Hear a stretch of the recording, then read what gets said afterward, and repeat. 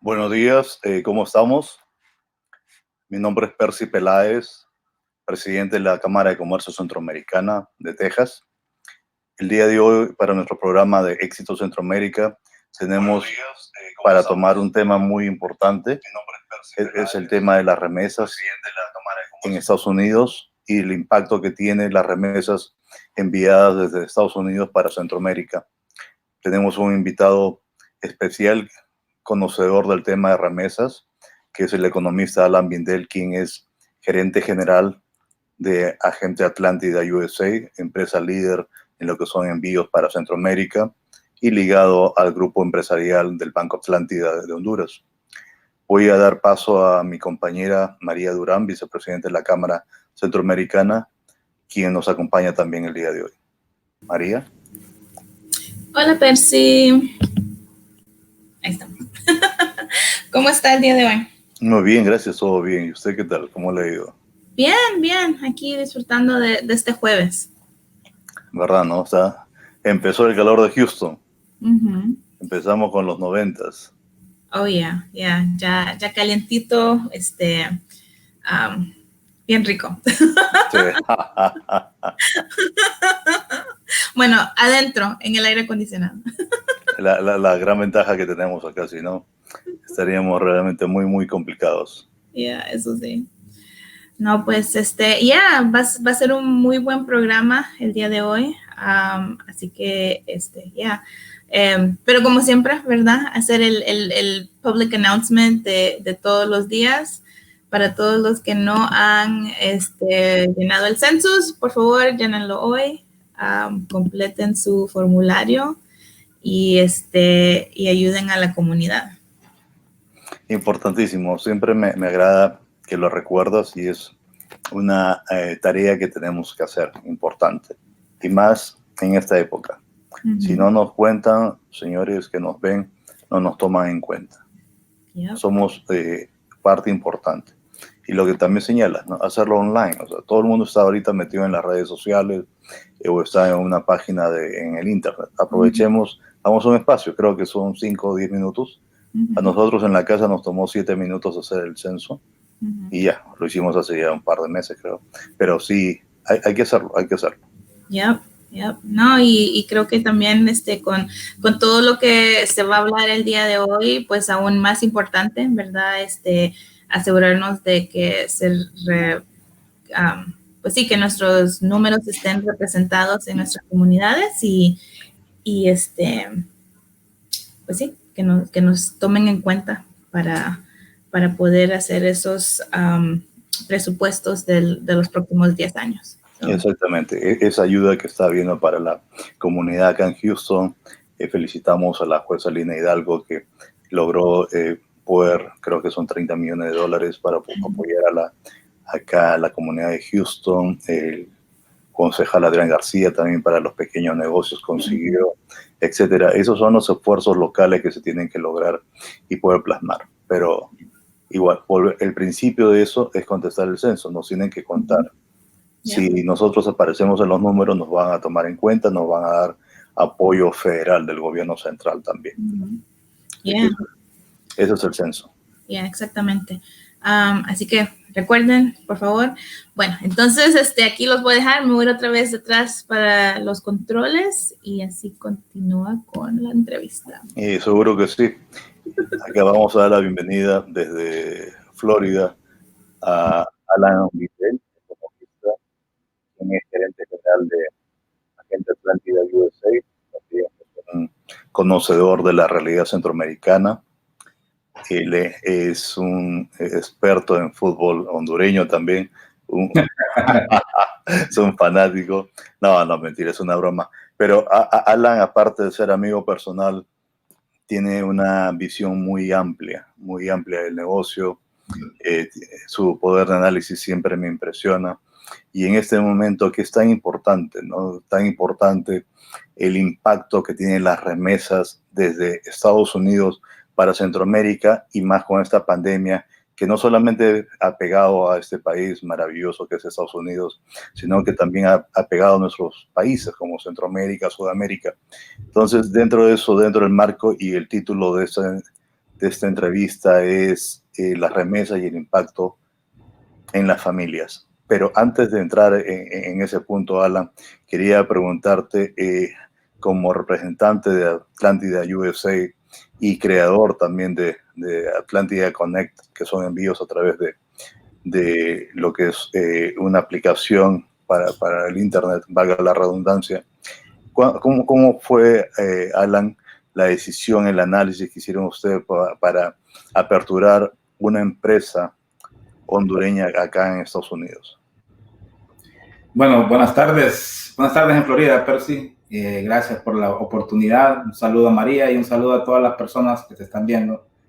Y pues sí, que te verán más adelante en los canales en que vas a transmitir el programa. Te comento que la decisión de venir acá fue porque en la medida en que, como te digo, la contribución de las remesas al desarrollo económico de Honduras se iba incrementando. Tú sabes que los hondureños principalmente no tuvimos una migración significativa sino a partir del huracán Mish. En Honduras pues no hubo, por lo menos no hubo guerras declaradas como las guerras que pues lastimosamente vivieron nuestros hermanos salvadoreños, digamos. Entonces la migración comenzó posteriormente. Ya había habido una migración de hondureños cuando las bananeras en Nueva Orleans, pero eso fue a mediados del siglo pasado. Entonces cuando vimos, bueno, primero está lo que es la situación post-Mish, huracán Mish, el deterioro de las condiciones de vida de los hondureños, que lo que, como has visto, ha seguido y se ha mantenido pues, con ese flujo de personas que vienen acá. A veces el tránsito pues, es bajo las peores circunstancias, pero la necesidad los obliga, hermano. O sea, como siempre les trato de decir cada vez que me dicen esto, uno trata de ser empático en todo, ¿verdad? Porque lo primero que uno puede decir es como cuando uno dice quédate en casa, ¿verdad? Aquí en los Estados Unidos es bien complicado, ¿verdad? Porque el que se queda en casa no le pagan y me envía remesas, ¿verdad? Entonces, así como el hondureño que migra bajo condiciones excepcionales o el centroamericano en general, pues entonces uno diría no haga eso, ¿verdad? Pero solo aquel que sabe lo que le falta en su mesa es el que está dispuesto a asumir su riesgo, ¿verdad? Entonces, la idea se dio, pues, más que todo por el flujo. Y ya puestos acá, nosotros recuerda que estamos en un país multicultural donde los cubrimos todos los canales. Tenemos mayor énfasis en Centroamérica, obviamente, y México, pero lo enviamos a todo el mundo. Es algo bien interesante, aparte de partieron de un enfoque más regional. Honduras lo han venido ampliando a Centroamérica, al Triángulo Norte. Incluyeron también un mercado importante como es el mexicano y el siguiente paso lo hicieron global. La decisión para desarrollar toda esa plataforma electrónica a través de la aplicación de Atlántida Connect, ¿cuáles fueron los elementos para que ustedes tomaran la decisión de? Ok, mira, en el caso de Atlántida Connect, recuerda que nosotros físicamente con Agente Atlántida USA tenemos una presencia en 4 ciudades, en Miami, Fort Lauderdale, Houston y Nueva York.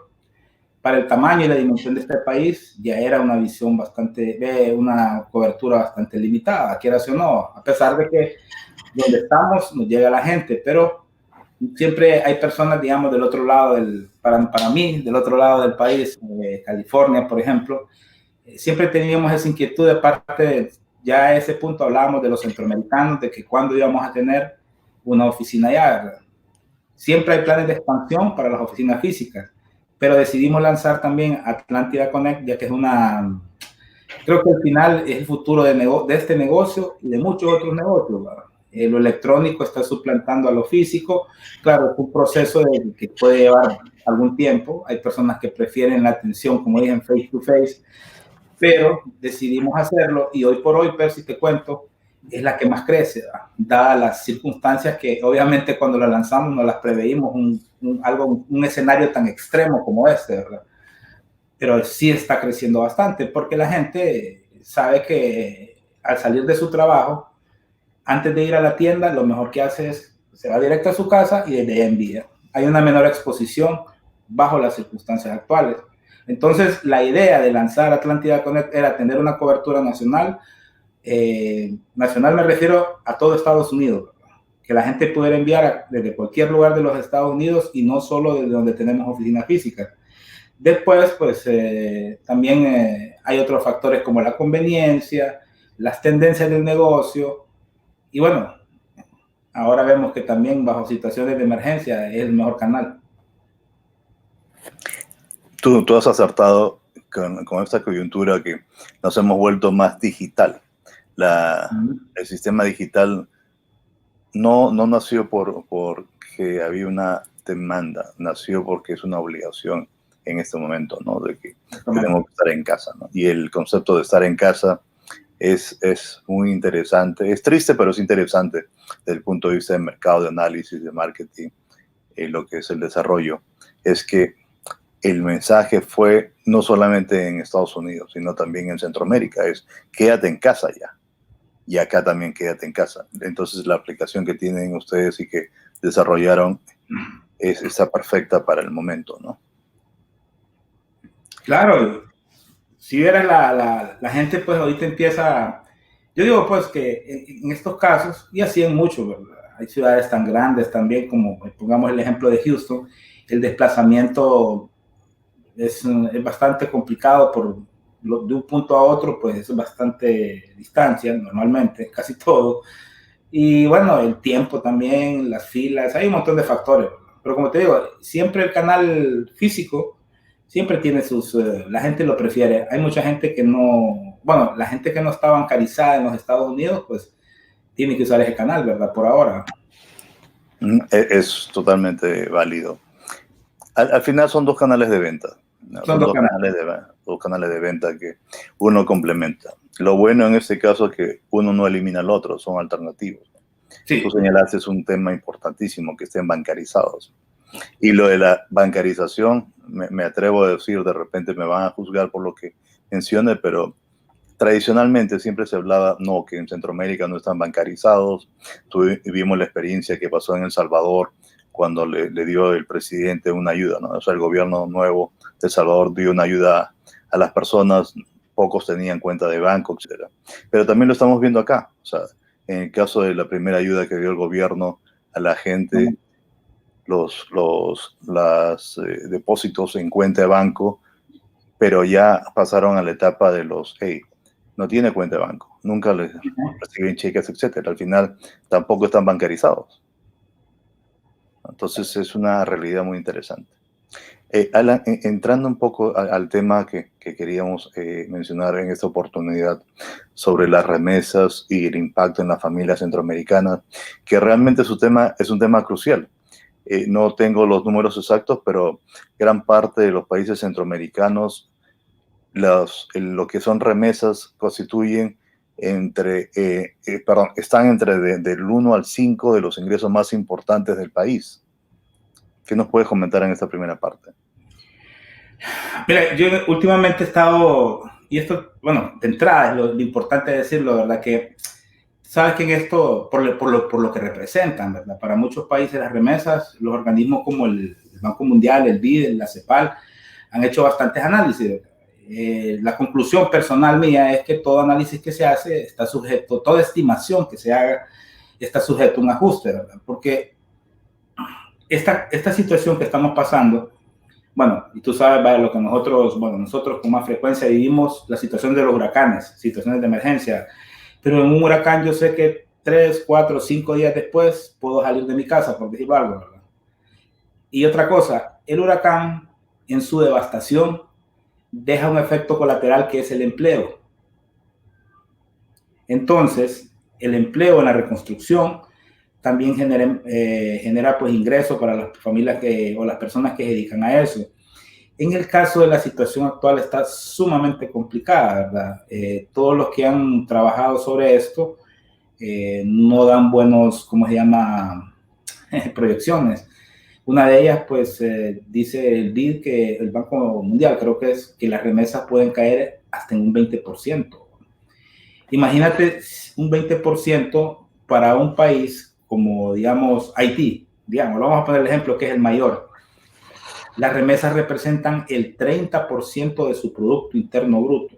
Wow. Honduras y El Salvador no andan muy lejos, ¿verdad? Tienen un 20% de su Producto Interno Bruto, son remesas. Inclusive la remesa es superior, el ingreso por remesa es superior a la inversión extranjera directa. Miremos, por ejemplo, el caso de México, que es un caso bien particular, ¿verdad? Que a pesar de los 38 mil millones de dólares que recibió en el 2019, a nivel micro, obviamente el que no recibe remesas se va a ver afectado, pues. Pero a nivel macro, a México, esos 38 mil millones de dólares le representan apenas el 2.7% de su Producto Interno Bruto, por el tamaño de la economía de México, ¿verdad? Correcto. Que los 5.600, 5.800 millones de dólares que recibe Honduras y El Salvador les representa el 20%, ¿no? Entonces eso obviamente va a tener un efecto significativo en casi todo, ¿verdad? Porque empecemos que ya sabemos cómo está la situación en Estados Unidos, con una tasa de desempleo no vista desde la recesión, de la gran recesión de los 30, ¿verdad? Entonces los sectores afectados son, ¿cuáles son? El turismo, ¿verdad? Que se va. Correcto. De los servicios también, ¿verdad? Que es donde trabaja gran parte de los nuestros. Hay puntos y datos importantísimos de las economías, ¿no? Qué tan grande es una economía centroamericana, o sea, un país centroamericano individual versus un país tan grande como en México, de 90 o 110 millones de habitantes, con un ingreso. El petróleo a ellos definitivamente les ayuda muchísimo. Claro. Entonces, pero quitamos el petróleo, la economía ya comienza a tambalear, ¿no? Tampoco no es tan sólida. Y lo que ha mostrado el COVID-19 son esas economías, entre comillas, sólidas que mencionaban de países desarrollados o en desarrollo, han caído todos. Entonces, ¿qué tanta solidez? Eso es otro tema.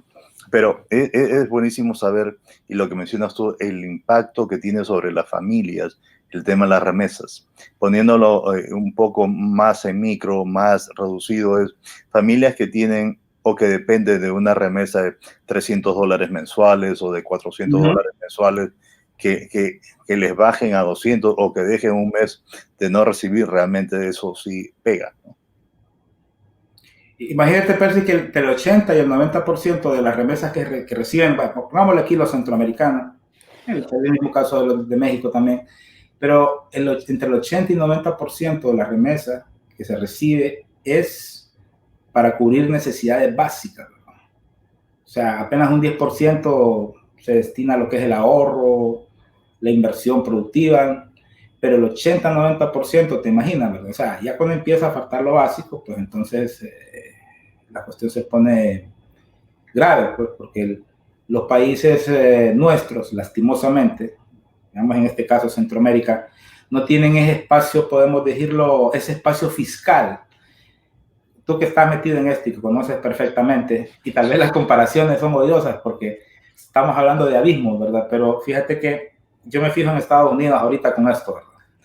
Vienen los paquetes de ayuda federales a las corporaciones, a los small business, a las familias y a las personas, ¿verdad? Por lo menos hasta este momento pueden servir como un paliativo, pero tampoco sirven cuando la cuestión se extiende más allá de 2 meses, por decirlo así, ¿verdad? Y también hay que ver que las corporaciones son las que llevan mayor pedazo, pero bueno, ese es otro asunto también, como dices. Correcto. Entonces, ahora veo yo, ¿pueden hacer eso los países nuestros? No lo pueden hacer. ¿Qué tendrían que hacer? Es hacer una emisión monetaria, imprimir dinero para repartirlo. Pero ¿qué pasa? Tú sabes que cuando se hacen esas emisiones, lo que tiene que tener respaldo es la producción nacional, ¿no? Si no podemos caer en la cuestión de que todo el mundo tenga dinero, pero no haya producción, entonces el dinero deja de tener valor. Te ponía este ejemplo porque digo yo, ¿qué es lo que se puede hacer, verdad? Porque ahorita los gobiernos lo que tienen tienen la obligación, pues, de atender lo que son a las personas, ¿no? Y a las empresas también. Pero ¿hasta dónde podrán hacerlo? Si no tienen el margen fiscal, si son países deficitarios que viven de préstamos, entonces, ¿qué se puede hacer, ¿verdad? Digamos, bajar la carga fiscal, como ya se está haciendo en algunos lugares, es una buena opción para las empresas, ¿no? Para las personas, ¿qué se puede hacer, ¿no? Y más aquellos que están perdiendo los empleos.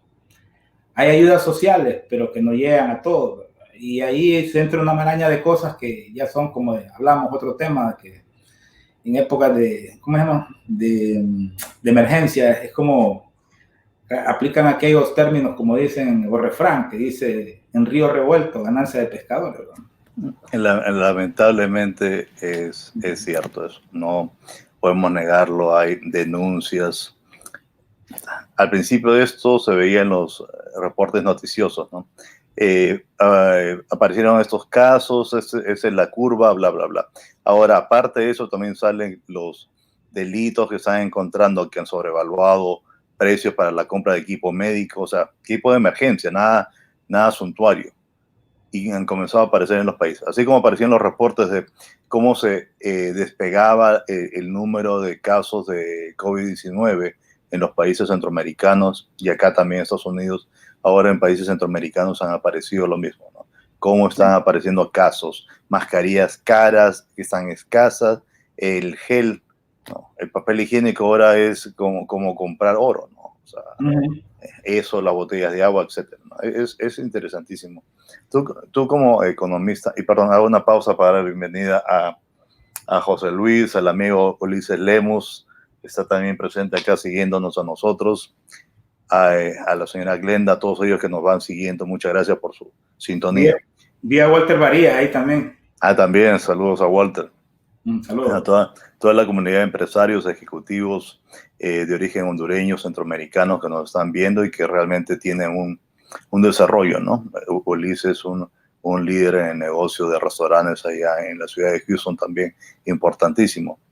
Alan, en el tema de, volviendo al punto, tú como economista, ¿qué recomendarías a una familia acá en Estados Unidos, cómo apoyar a su, valga la redundancia, o sea, a la gente centroamericana acá en Estados Unidos?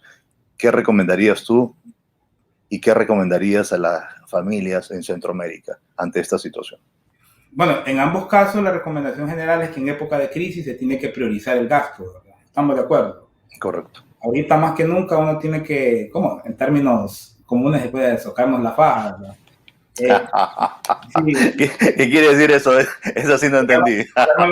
No lo sabes. Socarnos la faja es que tenemos que apretarnos el consumo, okay, digamos, por decirlo así, ¿verdad? Tenemos que ver cuál es el gasto que realmente ocupamos hacer, cuál no, ¿verdad? Recuerda que la remesa, si bien se aplica en, como te digo, en 80-90% a necesidades básicas, hay un 10%, un remanente, que probablemente pueda ser ahorrado. Pues, o sea, siempre nosotros, obviamente, tenemos que partir, por lo menos, de la idea optimista de que las cosas se van a arreglar, digamos, durante este mismo año. Tal vez no volver a lo que era antes, pero tampoco llegar a los extremos que predicen algunos, ¿verdad? Lo importante es que las familias en Estados Unidos traten de consumir lo que es necesario y en el país destino, pues igualmente, ¿verdad? Ahorita recuerda también que de repente hay otro tipo de gastos que se tienen que hacer. Ahora yo me fijo, digamos, a nivel de la empresa de que mascarillas, gel y todas esas cosas también tienen un costo. Máxime si en el lugar donde se compran hay especulación, porque también pasa. Entonces, me parece a mí que, digamos, los hondureños en Estados Unidos, o sea, tienen que ver, pues, o sea, tienen que seguir, pues, obviamente, como dijo el presidente de México, que le agradeció a su gente que sigue enviándole dinero a sus compatriotas de Estados Unidos a México, igual. Y en el caso de Honduras, pues, la gente tiene que enviar, pues, en la medida, o sea, tú sabes que tiene que enviar lo que puede enviar también, porque aquí en Estados Unidos también tiene obligaciones, ¿no? En este momento lo mejor es medirse un poco en el gasto, pues. Es la verdad, así, lo más práctico que se puede hacer, ¿no? Y en la medida de las posibilidades es tener ahorros si se puede. Si no se puede, pues no.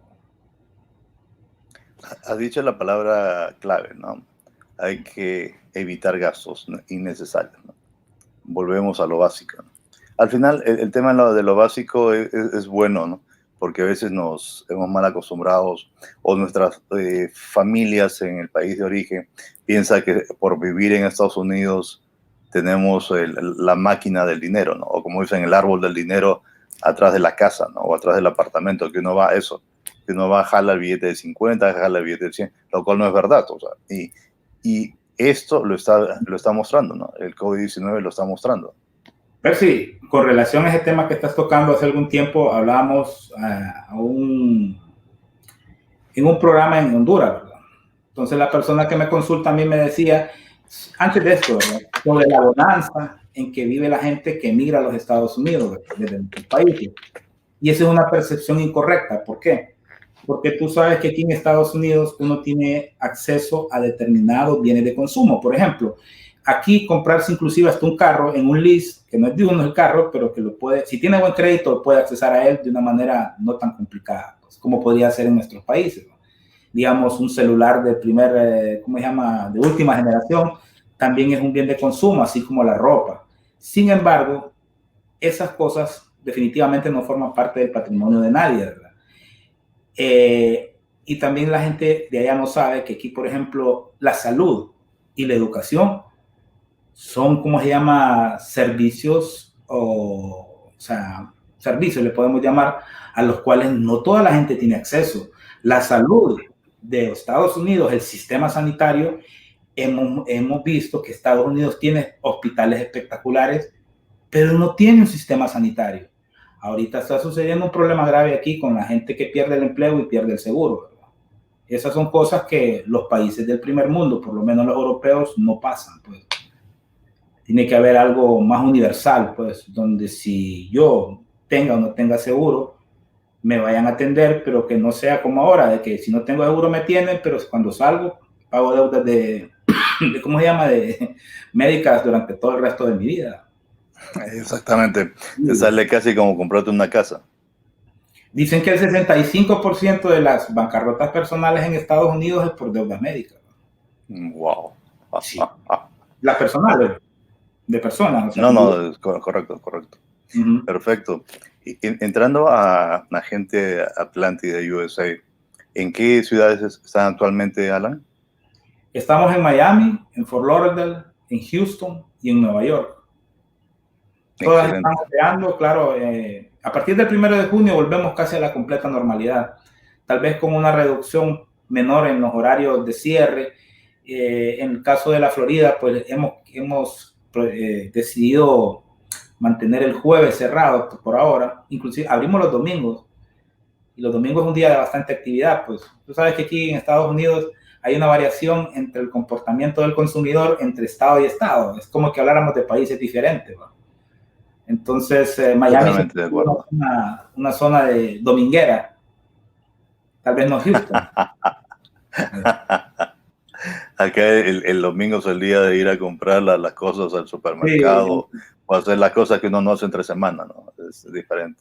O tal vez ustedes allá. O tal vez es el día de por ejemplo, de la iglesia, así como van los amigos que están viendo ahí, Percy y igual. No, Ulises y Walter. Ellos son los más afectados que no pueden ir ahora. Una pregunta final, Alan. Tu equipo de trabajo que tienes, ¿qué te han comentado que escuchan o les comentan los clientes a raíz de eso del COVID-19 y cuando ustedes comenzaron a reducir horarios? ¿Cuál fue el sentimiento de los clientes? Te cuento que ha habido varias fases. Mira, durante el mes de marzo, recuerda que el mes de marzo nos agarró casi al final, digamos, allá por ejemplo, aquí en la Florida empezaron las medidas allá por el 23 de marzo. Ahí en ese momento lo que había era la mayor, ¿cómo se llama?, el miedo estaba disparado. Esa semana, a pesar de que no se había perdido mucho empleo, sí se sintió la caída, pero era más por el miedo. Ya en abril sí empieza el desempleo, ¿verdad? Entonces la gente ya empieza a manifestar otro tipo de preocupación agregada, además del virus, el trabajo. Ya después a finales ya en mayo, perdón, ahorita a esta altura, sí hubo un repunte, y mira la nobleza de la gente, ¿verdad? Que como es el mes, uno de los meses top en cuanto a envíos de dinero, mayo, por ser el mes de la madre, la gente ha venido en masa, con menos miedo, algunos sin trabajo, pero todos en general haciendo el mejor esfuerzo pues, por cumplirle a la madre en este caso y a su gente en general en los países de origen de ellos mismos. Tú sabes que con respecto al Día de la Madre yo tenía muchos reparos también. Quería ver cuál iba a ser la respuesta, ¿no? ¿Qué querramos o no, somos testigos de acontecimientos muy grandes que creo que no nos hubiéramos imaginado cuando en el 2017 acá en Houston nos tocó el huracán, que nos pegó realmente muy fuerte, y ahora nos agarró el COVID-19, ¿no? Vemos la reacción, pero para mayo, que es un mes espectacular para muchos negocios, el mejor mes del año, de los 12 meses es el mejor, sí vi un movimiento increíble y veía que clientes que podían llegar al punto de venta y podían realizar la transacción, su envío, estaban como que agradecidos, ¿no? Gracias por el esfuerzo, porque obviamente es un esfuerzo que se hace, ¿no? Como empresa, como trabajadores, para poder darles el servicio y que su familia en el país de origen pueda recibir, en este caso, la remesa. Yo te cuento, Percy, no sé si tenemos espacio ahí. Fíjate que nosotros, como hemos venido adaptándonos, ¿verdad?, a la emergencia, a lo que podemos hacer, ¿verdad? Recuerde que al final siempre somos un essential business y podemos abrir, ¿verdad?, sin ninguna complicación. El asunto es que en Nueva York, precisamente, te cuento, nosotros cerramos casi un mes. En Nueva York, más que todo, fue bueno, primero, por el nivel de contagio que hubo, y segundo es porque nuestro personal, al igual que la mayoría de las personas, utilizan el transporte público, que ha sido uno de los grandes focos de contagio allá. Ya estamos bien, ya trabajamos 4 días a la semana desde el 22 de abril y creo que, a partir del 1 de junio ya casi regresamos a la normalidad. Vamos a cerrar únicamente los domingos. Igual que en Houston, ¿verdad? Estamos cerrando el jueves ahorita, pero ya a partir del 1 de junio, esa semana, que es lunes precisamente, vamos a abrir, va a cerrar igual que antes, pues solo los domingos. Ya. Es muy interesante, ¿no? Lo que tú mencionabas dentro de los estados. Alan, siempre es un gusto hablar con usted. Realmente este era un tema muy urgente de mencionar. Tenemos muchos temas por ahí en la agenda, pero para este programa específicamente el tema de las remesas, el tema del impacto y muy buena recomendación que haces tú a las familias. Me quedo yo con esa recomendación de que tenemos que ajustar los gastos. ¿Cómo era la expresión que no la entendí, la que me dijiste? Socarse la mama. Eso. Porque es el momento, ¿no? No es un momento no es de reflexión, es un momento de, ¿sabes qué? Este es donde voy a medir mi fuerza, ¿no? Es claro. Aguantar. Acá va hasta cuánto puedo aguantar como familia, como persona, como empresa, como profesional. Sí, interesantísimo, Alan. Alan Bindele, gerente general de Atlántida USA. Aparte de ser economista, tiene una visión muy amplia. Admiro todo su poder de análisis que siempre lo manifiesta en los distintos momentos que conversamos. También voy a dar paso a mi compañera María Durán para que haga la despedida y nos vamos a ver. Para los amigos que nos están sintonizando recientemente, somos Éxitos Centroamérica, somos un programa de la Cámara de Comercio Centroamericana enfocada en el tema de negocios. Esto circula a través de Facebook y también estamos agregando ya la plataforma de YouTube que se empieza ya con este programa. Entonces, Alan, usted está inaugurando ahora la plataforma de YouTube de la Cámara Centroamericana. María. No, pues muchísimas gracias, Alan. Y aquí pues está toda la información de Agente Atlántida USA, así que invitamos a todos a que visiten su página web, agenteatlantidausa.com, o si no también para más información pueden llamar al 713-669-1550. Su local aquí en Houston, allí sobre la Bel Air, está abierta, así que, si necesitan ir a hacer un trámite, pues ahí está. Y muchísimas gracias por acompañarnos desde sunny Florida. ¿Está sunny? Sí. Okay. Pero está sunny en la mañana, pero rainy en tipo de 4 de la tarde. El clima de acá es 3 en un solo. Así estamos todos. No, pues muchísimas gracias, Alan, por acompañarnos. Y bueno, a ver, así que ahora nos vamos a despedir todos. Y aquí muchísimas gracias a todos. Muchas gracias, Percy. Muchas gracias, María. Gracias a todos. Nos vemos. No.